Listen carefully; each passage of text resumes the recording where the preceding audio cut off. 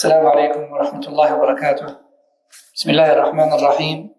الحمد لله رب العالمين، صلى الله وسلم وبارك على نبينا محمد وعلى آله وأصحابه أجمعين. أما بعد، فنواصل قراءتنا في عمدة الفقه للإمام الموفق ابن قدامة المقدسي رحمه الله، وكنا في باب الحضانة التابع للأبواب الأولى من أبواب الزواج والطلاق. فكنا قد وصلنا إلى قول المصنف: ولا حضانة لامرأة مزوجة لأجنبي من الطفل. نعم، قلنا ولا حضانة لامرأة مزوجة لأجنبي من الطفل، بمعنى أن المرأة لما تفترق عن الزوج تاعها يبقوا أولادها الصغار معها، لكن إذا تزوجت فأولاد الزوج الأول ما يكبروش مع الراجل الجديد، يروحوا مع أبوهم. هذا هو المقصود، وهذا رأي جمهور أهل العلم، هذا رأي الجمهور، ومنهم الحنابلة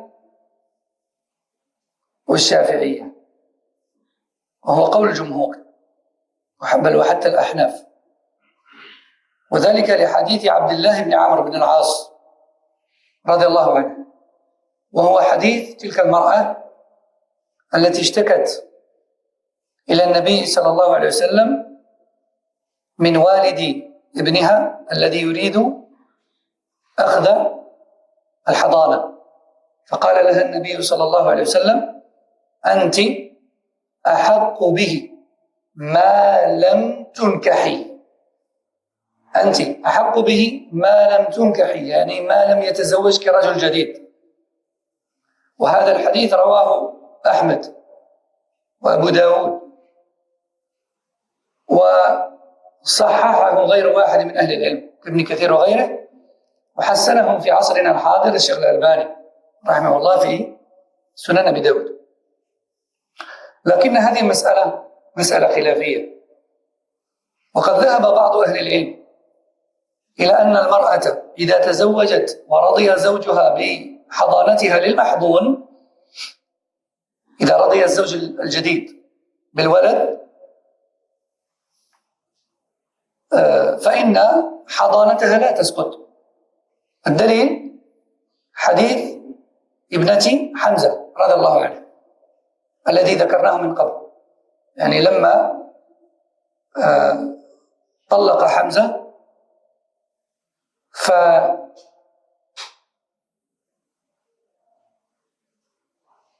فذهبت حضانة ابنته إلى خالتها، فاشتكى حمزة وأراد ابنته، فقال له النبي صلى الله عليه وسلم: إن خالتها كأمها، فجعل الحضانة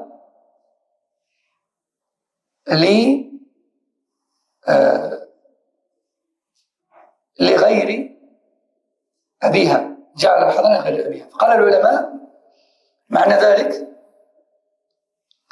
أن حمزة لما طلق زوجته وتزوجت هي بعد ذلك كانت البنت معها ورضي الزوج الجديد، إلى أن طالبها بإعطاء البنت فأعطتها لأختها، فكانت الحضانة في أول الأمر عند أمها.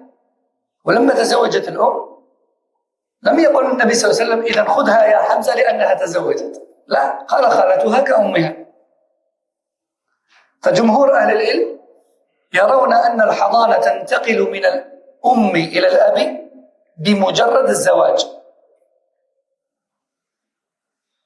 وأما بقية أهل العلم فإنهم يرون انتقال الحضانة من الأم إلى الأب إذا لم يرضى الزوج الجديد بالولد.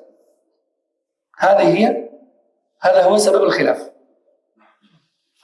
Donc ensuite l'auteur, Ibn Qudamah al-Maqdisi, nous parle d'un sujet très très important et très mal compris, voire ignoré chez beaucoup de gens. Lorsqu'il y a séparation de couple, divorce, avec des enfants. Jusque-là, on a dit que les enfants de 0 à 7 ans restent chez la mère. Puis ensuite, à chaque fois que l'un des enfants atteint les 7 ans, en islam en tout cas, à chaque fois que l'un des enfants atteint 7 ans, on lui donne le choix entre l'un de ses deux parents, comme on va le voir plus tard. On va voir en détail. Mais, dans le cas où la mère se remarie, qu'en est-il? Eh bien, ici, Ibn Qudam al-Maqdisi, qui est Hanbali, nous cite l'avis de l'Hanabila, qui est également l'avis de la majorité des imams. Il dit, si la mère se remarie, automatiquement les enfants sont remis à leur père. Afin que les enfants ne grandissent pas et ne soient pas éduqués avec un homme autre que leur père. Car l'éducation des enfants est à la base le droit du père. D'accord? Et leur délit, c'est le hadith de Abdullah ibn Amr ibn al-As, qui est rapporté par Abu Daoud et Ahmed, dans lequel une femme s'est plainte au prophète sallallahu alayhi wa sallam. Elle a dit, mon ex-mari veut m'arracher la garde de mon enfant. Et le prophète sallallahu alayhi wa sallam a répondu, tu es prioritaire dans cette garde tant que tu ne t'es pas remarié. Tu es prioritaire dans cette garde tant que tu t'es pas remarié. Ça sous-entend quoi? Dites-moi. Que si elle se remarie, c'est l'ex et donc le papa de l'enfant qui le récupère. Parce que c'est son haq. Oui. Sauf que ce sujet-là est un sujet à divergence. Vous vous doutez bien que lorsque le ulama disent la majorité des imams et des savants sont de tel avis, c'est que ça sous-entend qu'il y a un deuxième avis. Et le deuxième avis dit que la femme ou la mère est toujours prioritaire dans la garde, même si elle se remarie. Sauf si le nouveau mari lui demande de restituer les enfants au père. Dit autrement, et plus clairement, sauf si le nouveau mari n'en veut pas.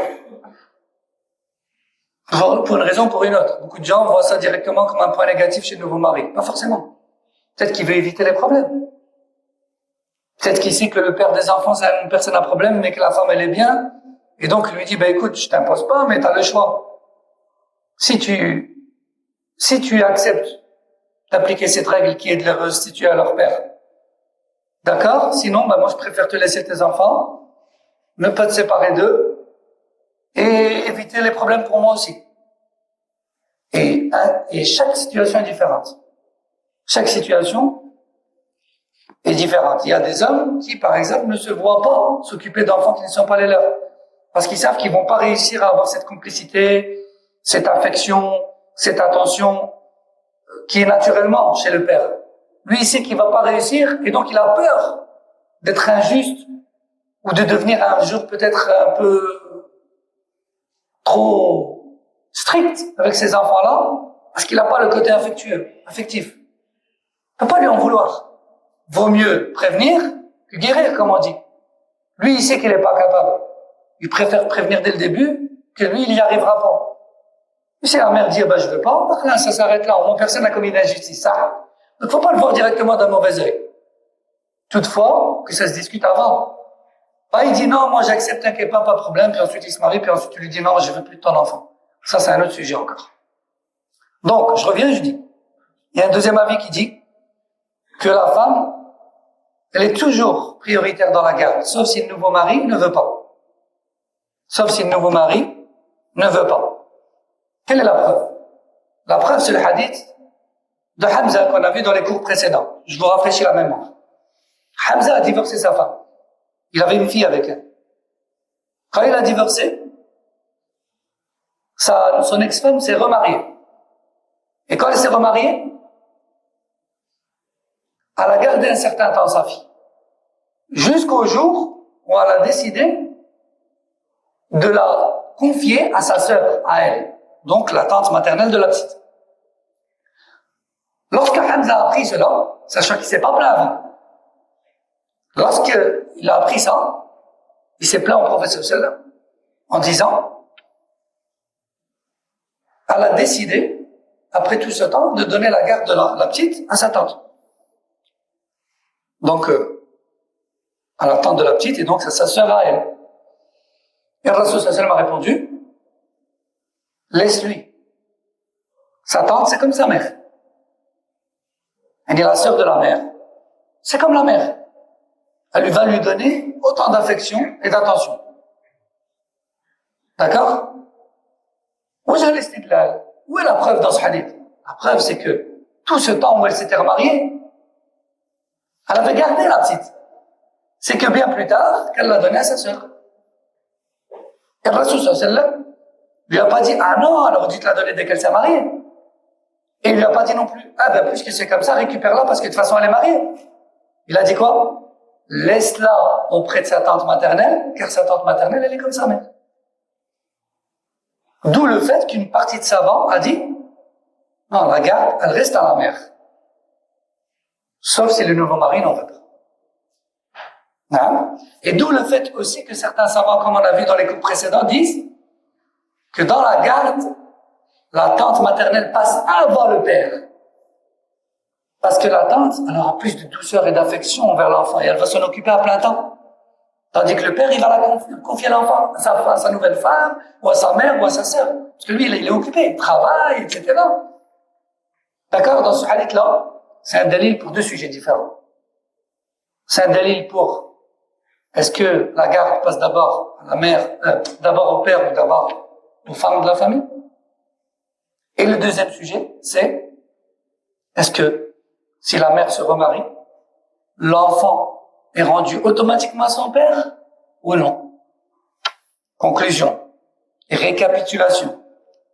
La majorité des savants disent que la maman perd la garde pour la donner au père dès qu'elle se remarie. Nouveau mariage égale garde donnée au père.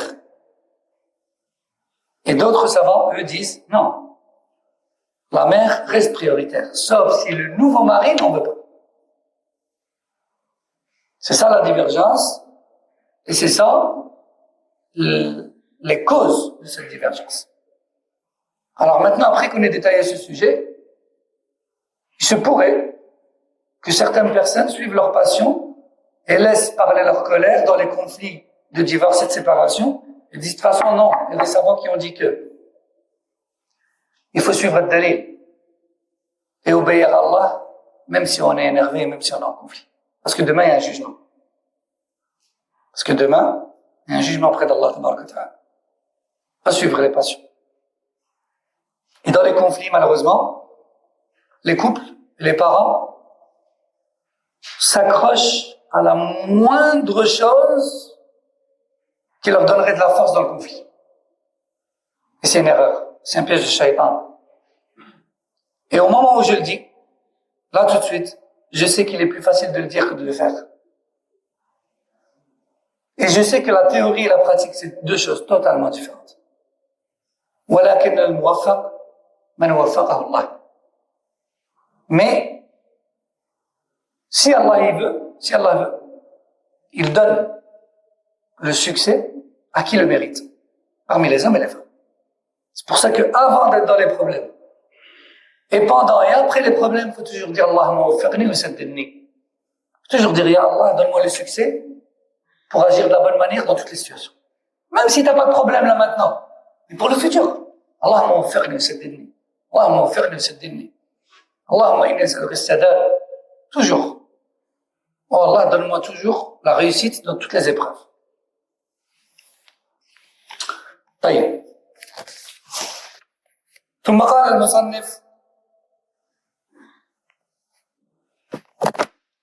فإن زالت الموانع عنهم عاد حقهم من الحضانة لأنه قال قبل ذلك لا حضانة للفاسق وذكرنا أن هذا قول الحنابلة وأن هناك خلاف بين العلماء وأن الراجح والله أعلم أن الفاسق لا يمنع من الحضانة لعدم الدليل ولأن الفساق هم أكثر الناس وليس هناك دليل لا من القرآن ولا من السنة ولا من آثار السلف على أنهم منعوا فاسقا من الحضانة.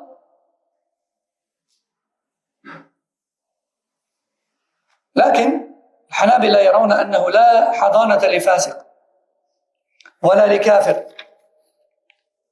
ولا لعقيق يعني عبد ولا لامرأة تزوجت بعد الفراق.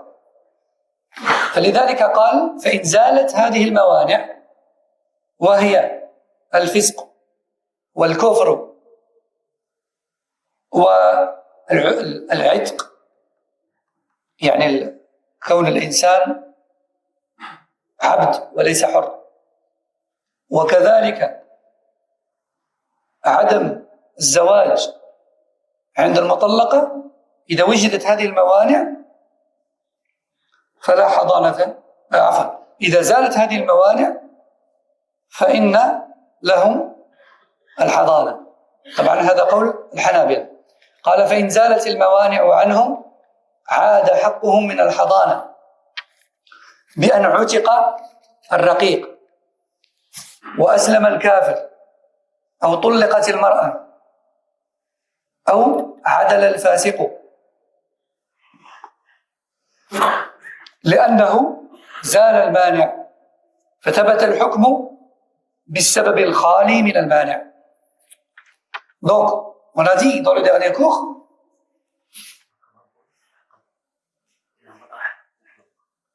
أي نعم، لكن هذه مسألة أخرى، هذه في شروط الحاضن وإن كان مسلما وإن كان حرا وإن كانت لم تتزوج، فإذا لم يكن لهم عقول لا حضانة لهم. هذا شرط لكن ليس في نفس مجموعة الشروط. C'est dans un autre tiroir. نعم. Donc on avait vu dans les cours précédents que chez le Hanabila, le fasiq, celui qui est désobéissant à Allah en commettant les grands péchés à plein temps, de manière naturelle et au regard de tous, c'est ça le fasiq. Lui, il n'a pas droit à la garde des enfants en islam. Parce qu'il est néfaste pour l'enfant. Il est néfaste pour l'enfant. Là, on parle de 0 à 7. Je rappelle, hein. Ça, c'est chez le Hanabila, on avait dit. Et on a dit que ce sujet est un sujet à divergence. Et que certains savants, même la majorité des savants, ne sont pas d'accord avec le Hanabila. Et que le fasiq, il n'est pas privé de la garde de son enfant. Pourquoi? Parce que les fussaques ont toujours été plus nombreux que les pieux. Donc, on est censé avoir une trace, un texte, quelque part. Comment est-ce qu'un empêchement à la garde des enfants soit majoritaire dans l'Ummah et qu'on n'ait aucun verset ni hadith qui prive ce fasiq de son droit à la garde par rapport à son enfant? La majorité des savants disent c'est inconcevable. On n'a pas de verset, on n'a pas de hadith et on n'a pas de parole de salaf qui prouve que le fasiq n'a pas droit à la garde de son enfant. C'est pour ça que la majorité des savants ne sont pas d'accord avec le Hanabila et disent que le fasiq, il a droit à la garde de son enfant. Et parmi leurs arguments aussi, après l'absence du délai, ils disent de 0 à 7 ans, l'enfant, il n'a pas encore de tamise. Il n'a pas encore la distinction entre le bon, le bien et le mal. Et donc, il ne va pas être grandement impacté. C'est à partir de 7 ans que les choses sérieuses commencent dans l'éducation. Et donc, c'est à partir de 7 ans que de grandes décisions par rapport à la garde vont être prises, et c'est ce qu'on va voir juste après. Donc, la majorité des savants disent, non, le fasiq, il a quand même droit à la garde de 0 à 7 ans. Et la minorité, qui est le Hanabila, disent, non, si le parent prioritaire à la garde, il est fasiq, on lui donne pas quand même. On lui donne pas quand même. Non. Et c'est pour ça qu'ici, Ibn Qudama a dit, sur base de ça, on donne pas la garde à al-fasiq, il dit, mais si les empêchements de la garde disparaissent, alors leur droit à la garde revient. Dit autrement, si le fasiq se repent et redevient droit, alors, on lui remet l'enfant. Ça y est, c'est repenti, c'est redressé, tiens l'enfant. Pourquoi? Parce que l'empêchement, il a disparu. Donc, il a de nouveau droit à son enfant. Pareil pour l'esclave. On a vu que chez le Hanabila, celui qui est esclave, si le parent est esclave, il n'a pas droit à la garde. On la donne à l'autre. Parce que il est au service de son maître et il ne pourra pas être à plein temps au service de l'enfant. Sauf que là-dessus non plus, il n'y a pas de délai. C'est juste un ijtihad. Et là-dessus aussi, la majorité des savants disent que non, même s'il est esclave, il a le droit d'avoir la garde de son enfant, parce qu'on n'a pas de texte. D'accord? Mais les Hanabila disent, si il est libéré, cet esclave, on lui redonne son enfant. D'accord? Donc dans tous les cas, chez tout le monde, Hanabila ou les autres, si l'esclave devient libre, tout le monde est d'accord qu'on lui rend son enfant. Pareil pour le kafir. S'il embrasse l'islam, on lui restitue son enfant. Pareil pour la femme qui s'est remariée derrière. On a dit que Hanabila disent, dès qu'elle se remarie, elle est obligée de rendre l'enfant à son père. Vous vous rappelez de ça? C'est la vie minoritaire, certes. C'est la vie de la majorité. Le Hanabila, le Shafi'iyya, le Hanaf, tous disent que quand la femme elle se remarie, remariage égale rendre l'enfant au père. Du coup, le Hanabila disent que si la mère elle est redivorcée derrière, elle récupère l'enfant de nouveau de chez le père. Puisque l'empêchement à la garde, qui est le remariage, a redisparu.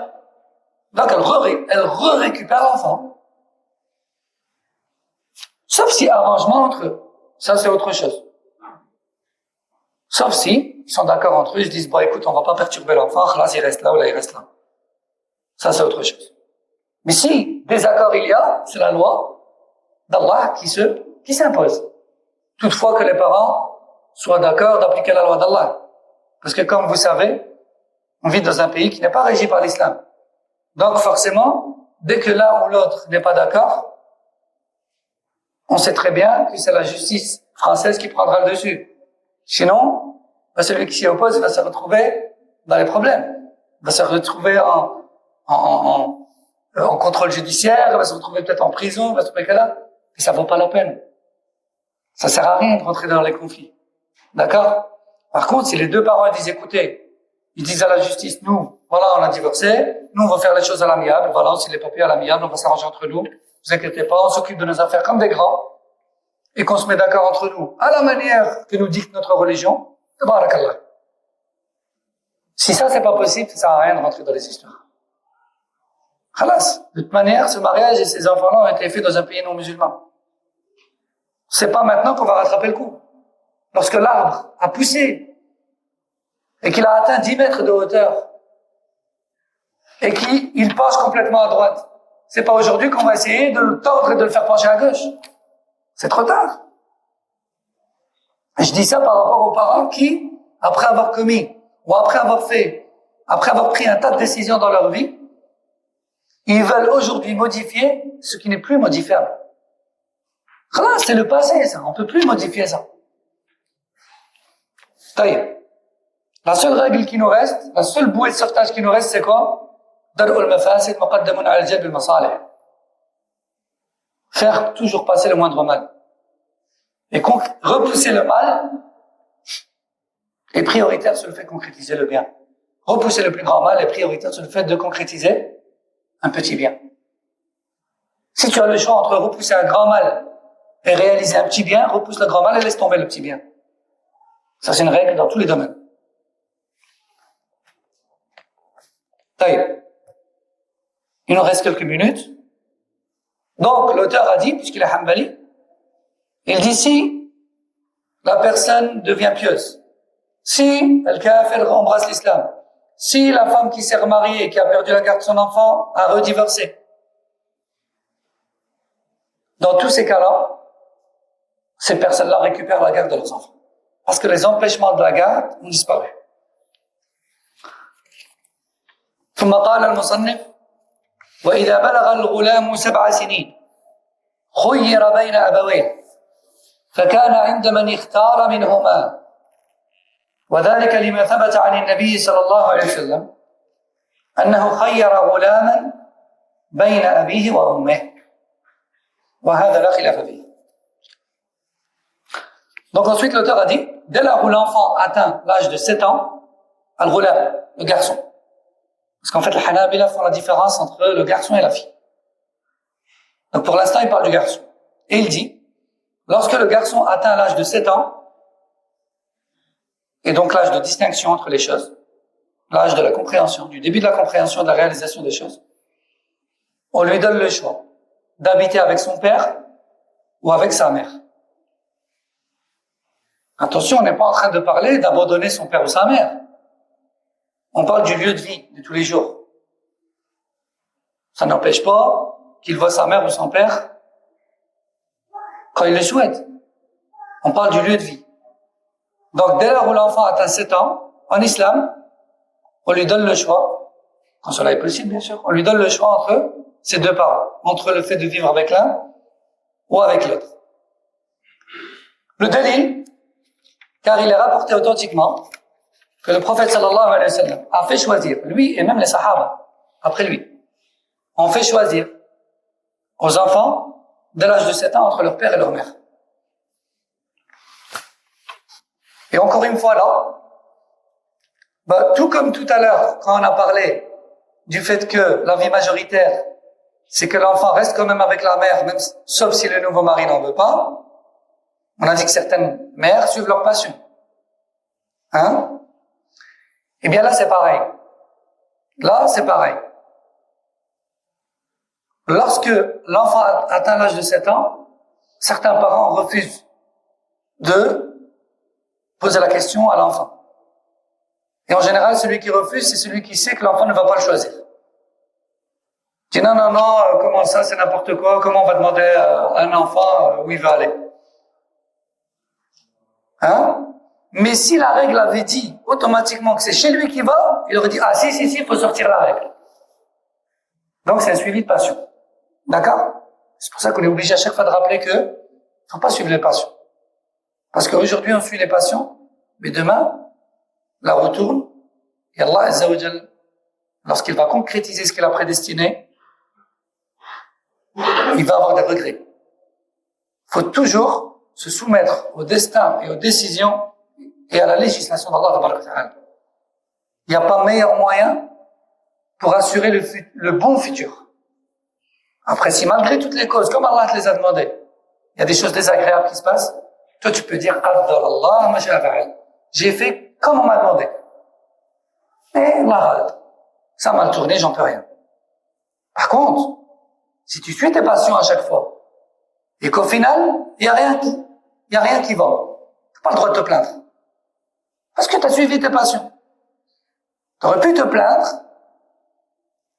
et encore, tu peux pas te plaindre. Mais tu aurais pu dire un mot si tu avais fait ce qui t'a été demandé et non pas ce que tu avais envie de faire.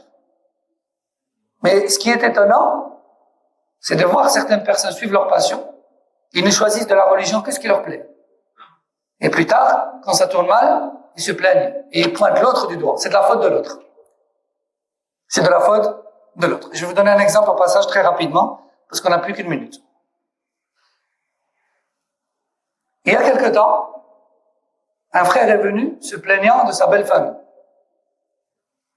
Il a divorcé et la mère de l'enfant s'est remariée. Il a demandé à récupérer son enfant, c'était non. Il a demandé à voir son enfant, c'était également non. Donc, ni garde, ni visite. Donc, en gros, son enfant était comme mort. Plus le droit. Ils ont gardé l'enfant. Sauf qu'un enfant s'est grandi. Il n'a pas toute sa vie 1 an. Ou 2 ans. Il grandit, l'enfant. 3 ans, 4 ans, 5 ans, 6 ans, 7 ans, il commence à poser des questions. 8 ans, 9 ans, 10 ans. Bon, qu'est-ce qui se passe là? Il est où, mon père? Puis un jour, il va chercher après son père. Et puis un jour, il va lui dire, pourquoi tu m'as abandonné? Et puis son père, il va lui sortir les lettres, les démarches, les messages, les réponses. Et là, tout se retourne contre eux. Et à la fin, ça devient quoi? Ouais, mais c'est toi. T'as abandonné l'enfant. Et le père a dit, mais vous rigolez. Je vous ai couru après pendant des années. Aujourd'hui, j'ai abandonné l'enfant. Et puis l'enfant, miskin, il a grandi mahboul. Comme vous dites ici à Roubaix, il a un coup dans le casque. Yani miskin, c'est vrai que ça fait rigoler, mais en même temps, c'est triste. Parce que Meskin, il a grandi perturbé. Et beaucoup de parents ne se rendent pas compte, subhanallah, qu'en étant égoïste et qu'en utilisant les enfants dans des conflits d'adultes, on fait des futurs malheureux. Ils font des futurs malheureux, des futurs fous, mais dans le vrai sens du terme. Après, on va dire, ah, il faut une ruqya. Ah, je crois qu'il est possédé. Ah, je crois qu'on le fait sihr. Ah, je crois qu'on l'a ayen. Non, il n'a rien fait. C'est eux qui l'ont rendu mahboul. Le père, il remplit la tête contre sa mère, alors qu'il a 5 ans.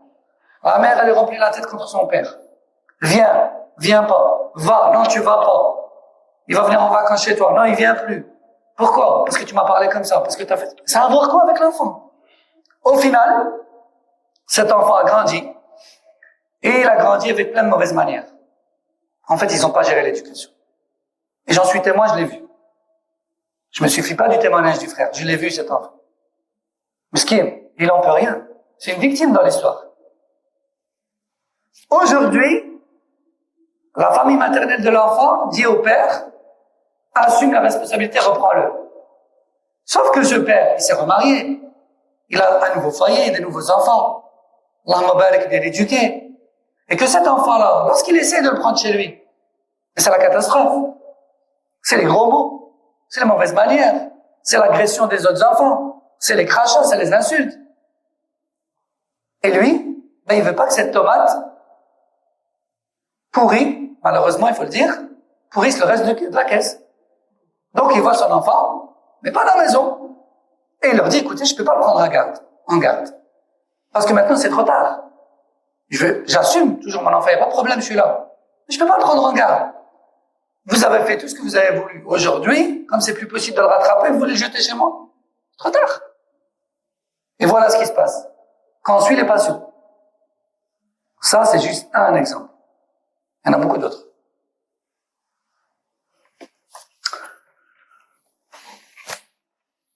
إذا قال العلماء يخير الغلام بين أبيه وأمه إذا بلغ 7 سنين وهو مذهب الشافعية والحنابلة وقول بعض المالكية وهو اختيار ابن القيم والشوكاني وابن عثيمين وحكي إجماع الصحابة على ذلك. Donc, lorsque le petit garçon atteint l'âge de 7 ans, on lui donne le choix entre vivre chez papa ou vivre chez maman. Et tel est l'avis de Shafi'iyya, ou al-Hanabila, et d'une partie de Malikiyya. C'est l'avis qui a été choisi par Ibn al-Qayyim, et également Shawkani, et à notre époque, Ibn Uthaymin, rahimahullah.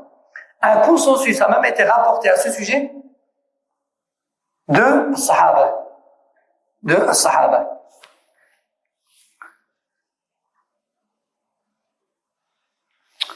Al-Adillah. Voyons quelques dalils sur le sujet. Et on termine avec ça. أولا من السنة عن أبي هريرة رضي الله عنه قالت جاءت امرأة إلى رسول الله صلى الله عليه وسلم وأنا قاعد عنده فقالت يا رسول الله إن زوجي يريد أن يذهب بابني وقد سقاني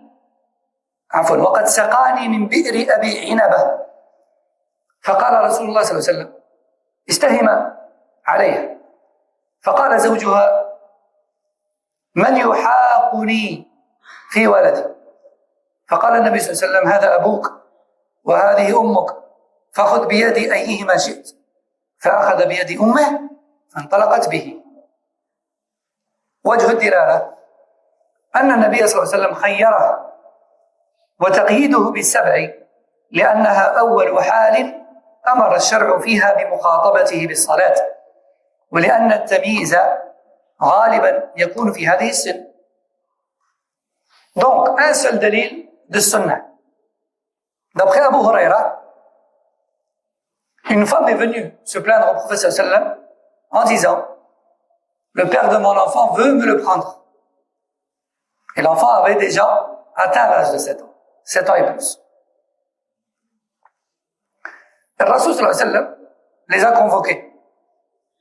Et il a interpellé l'enfant en lui disant, le garçon, c'était un garçon, ceci est ton père et ceci est ta mère.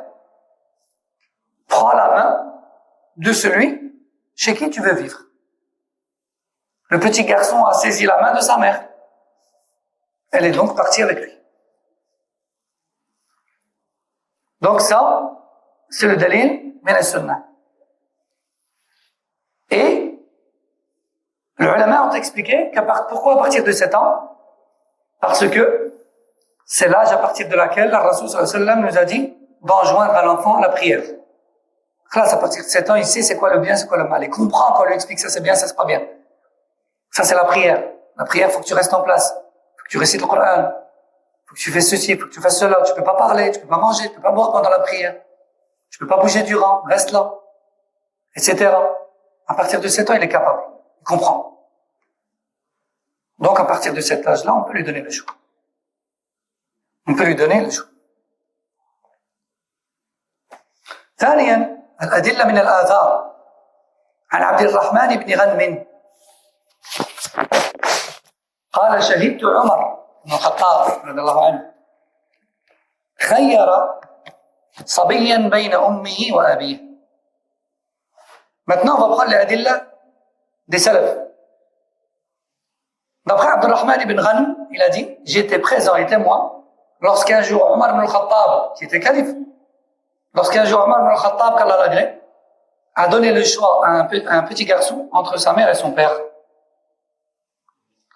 وعن عمارة بن ربيعة الجرمي قال خاصمت في يعني هو الولد هو الغلام كي كبر حكى للناس هو كان صغير قال لهم خاصمت في أمي عمي يعني الأب توفى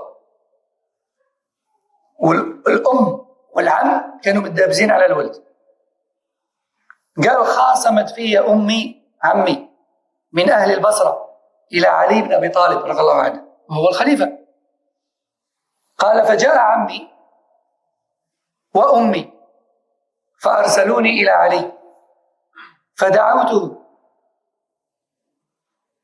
فجاء فقصوا عليه فقال أمك أحب إليك أم عمك؟ قال قلت بل أمي. قال أأمك أحب إليك عفوا أأمك أحب إليك أم عمك؟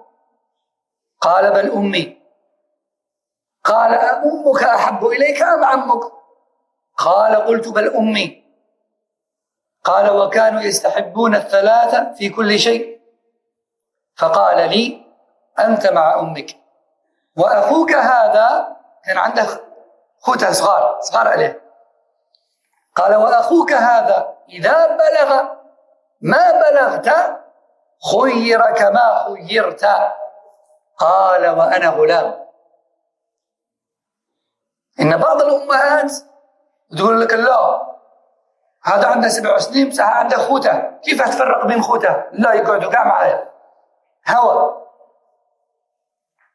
لكن السلف قالوا لا كلما بلغ الولد 7 سنوات يخير روحك ولا روحك كبر بلغ 7 سنوات خير روحك ولا روحك إلا إذا تفاهم الوالدان هذيك حاجة واحدة أخرى.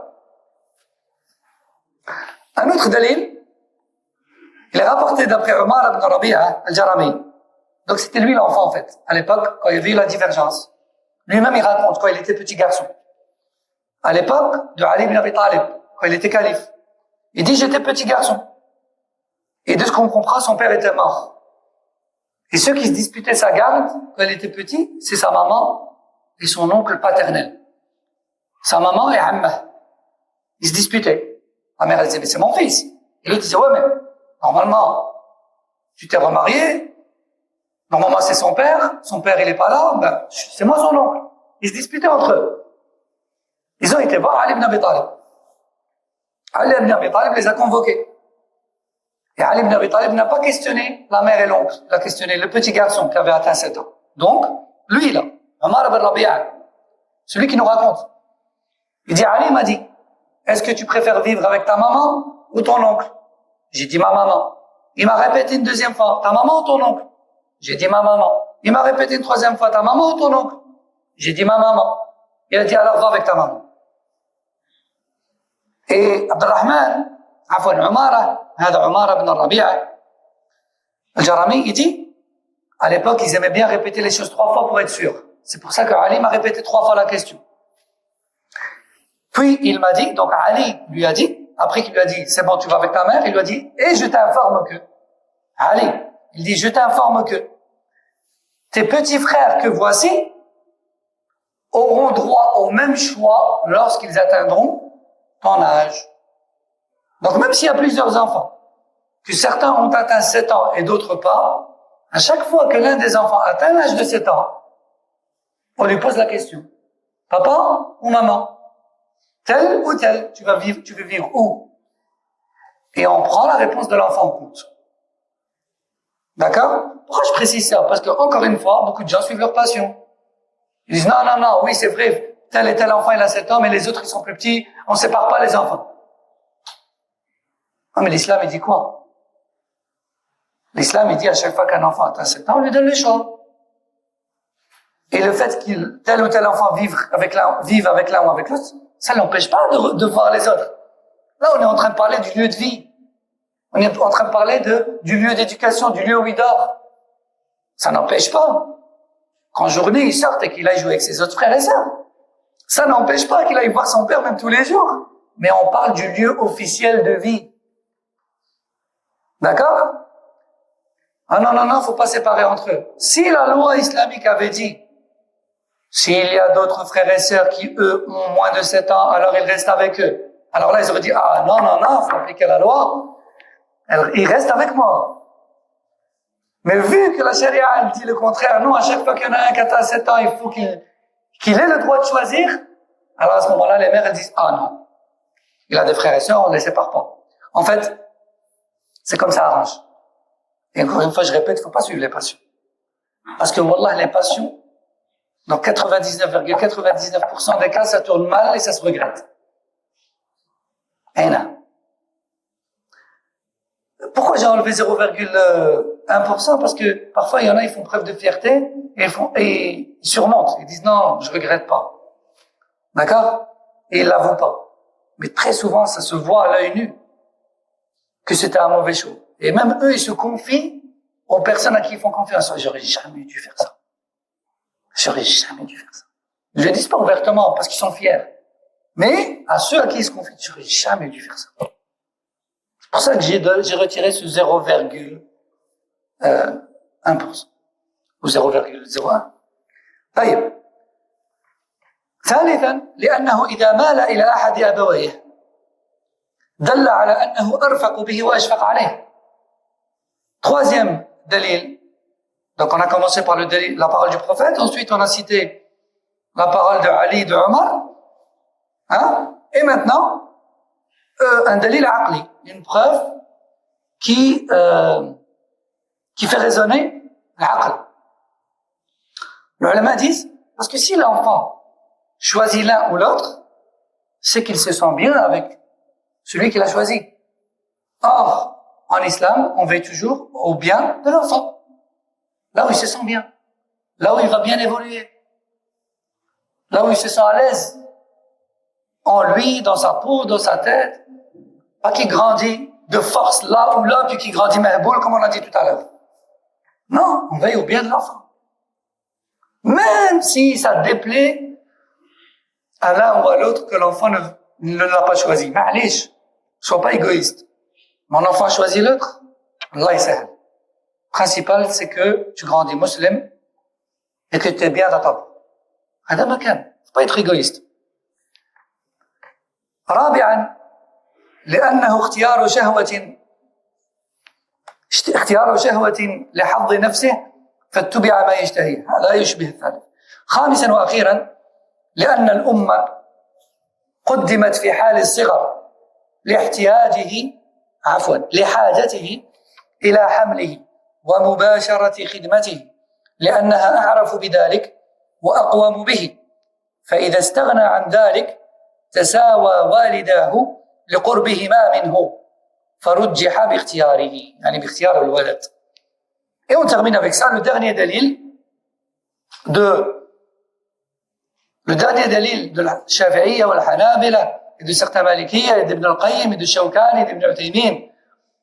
Leur dernier dalil sur le fait que l'enfant à partir de 7 ans, il doit pouvoir choisir, c'est tout simplement que, entre 0 et 7, on n'a pas cherché à comprendre. On l'a mis chez la mère, parce que dans cette tranche d'âge, l'enfant a besoin de l'affection de la mère.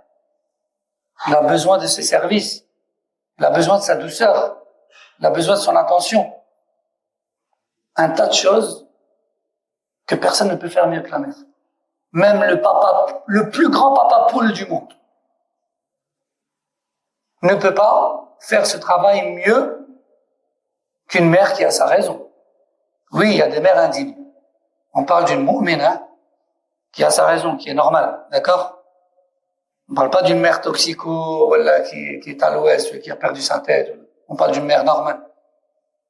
Une mère normale, elle fera toujours le travail mieux qu'un papa, même s'il est papa poule.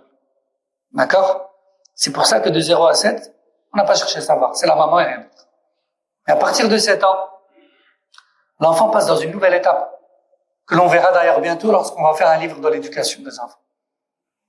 À partir de 7 ans, l'enfant rentre dans une nouvelle ère. On rentre dans une période d'éducation. C'est plus l'enfant de 1, 2, 3, 4, 5, 6 ans, tu lui dis, assieds-toi là, tiens, mange ça, tiens, bois ça, va pas, lève-toi, assieds-toi. Dors maintenant, c'est l'heure de dormir, lève-toi. Dis A, dis B, dis C. Tais-toi, parle, pleure pas. Non, ça c'est quand il est tout petit. À partir de 7 ans, il va te répondre. À partir de 7 ans, il commence à développer sa personnalité. Il va te dire, ouais, mais papa, pourquoi en fait? Ouais, mais explique-moi. Et comment ça marche? Fais ça, je te dis. Ouais, mais pourquoi? Je comprends pas. C'est plus la même chose. Là, ça va être un autre travail. C'est pour ça que de 0 et 7, c'est facile, mais de 7 et plus, c'est plus la même chose. Il faut prendre les bonnes décisions. Et c'est là que beaucoup de parents se trompent. Lorsque ça devient sérieux dans le cerveau de l'enfant, il le rend fou. Wallah musta'an. Donc, c'est pour ça qu'à partir de 7 ans, tous ces savants-là disent que l'enfant doit avoir le droit à la parole et on doit décider de son lieu de vie sur base de son choix. Et vous allez voir que dans le cours prochain, Inch'Allah, on va voir que ce choix de l'enfant, c'est la base. Mais, dans certains cas, il ne sera pas pris en compte. Il y a des cas, il y a des situations particulières où le choix de l'enfant n'est pas pris en compte. Et on verra ça en détail, Inch'Allah. Par exemple, lorsque l'enfant, il choisit papa, parce que chez papa, c'est les vacances. C'est toujours cool. Il doit jamais faire ses devoirs. Chez papa, il a le droit de dormir à 3 heures du matin, de jouer à la PlayStation H24. Il doit pas prier. Fait ce qu'il veut, tous les péchés qu'il veut. Mais chez maman, c'est strict. Maman, elle a dit, je dois prier. Maman, elle a dit, tu peux pas être devant les écrans H24. C'est 1 heure par jour. Parce que chez maman, quand tu rentres de l'école, tu dois faire tes devoirs. Parce que chez maman, tu peux pas fréquenter tel et tel enfant.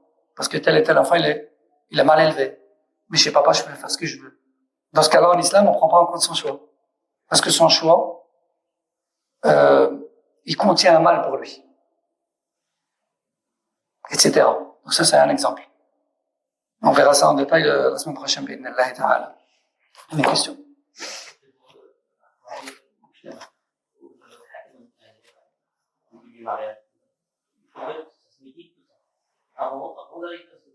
Oui, tout ça, on l'a vu déjà dans le chapitre de Talaq. Maintenant, on le voit encore plus.